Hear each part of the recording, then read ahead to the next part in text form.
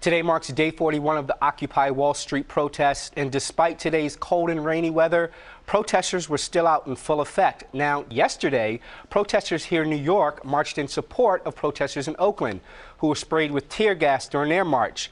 Today marks 2 weeks since the disappearance of Lauren Spear, and as police continue to follow up on leads, a desperate plea from Lauren's father. The historic passing of the gay marriage bill did not happen overnight. In fact, it's been in the works for more than 40 years. Some say the current movement started right here in New York City at the Stonewall Inn.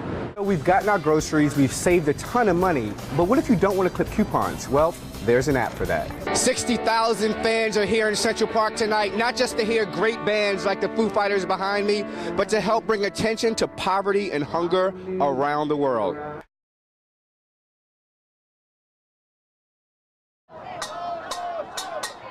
As these small children looked out of their window at the Pan American Hotel in Elmhurst, Queens today, this is what was happening on the ground below them.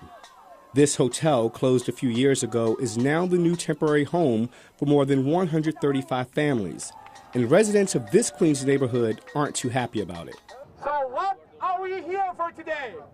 We are here for fairness, and we are here to make sure the voice of our community is heard. This crowd of more than 700 protesters are here to tell Mayor de Blasio and the Department of Homeless Services they feel the city trampled on their rights by opening this new shelter in their neighborhood without their permission. It is absolutely unacceptable.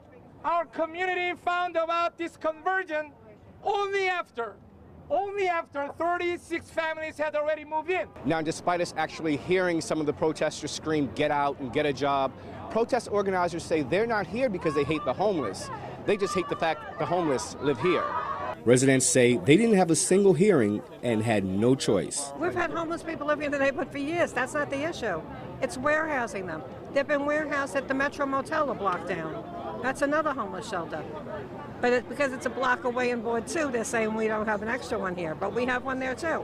This is the second protest organized by the community group called Comet. Organizers plan to continue to protest this shelter until it's clear the city has heard their concerns.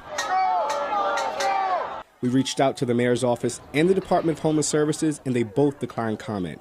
Reporting from Elmhurst, Queens, Jaison Mans, News 4 New York. Most people have always viewed the statue of Christopher Columbus from the streets, but now you can go 70 feet up and go face to face with the over 100-year-old monument.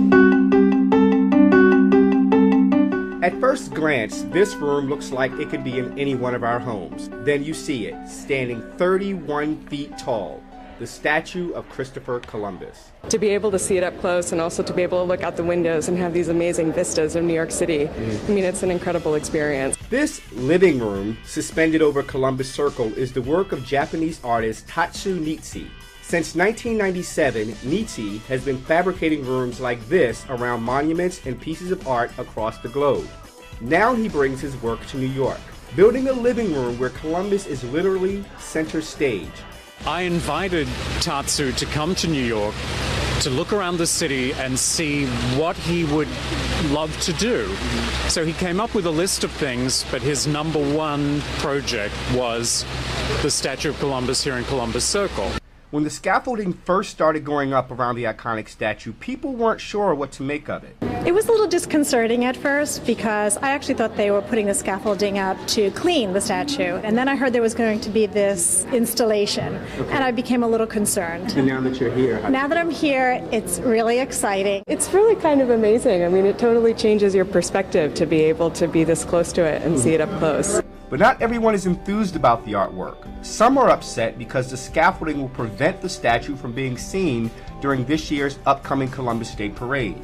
But if you'd like your chance to see it, up to 25 people at a time can enter the 25 by 30 foot living room. Tickets are free, and if you'd like more information, click on the link below. The exhibit runs through November 18th. Jaison Mans, Fox 5 News.